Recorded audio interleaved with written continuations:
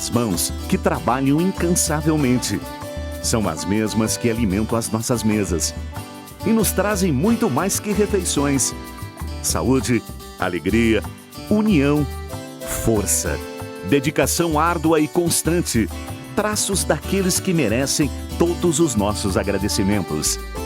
28 de julho, Dia do Agricultor.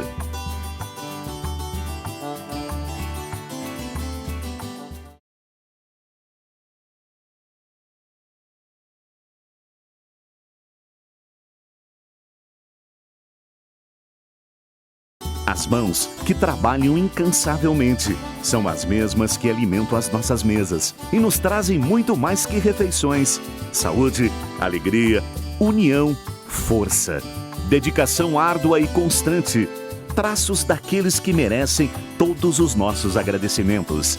28 de julho, Dia do Agricultor.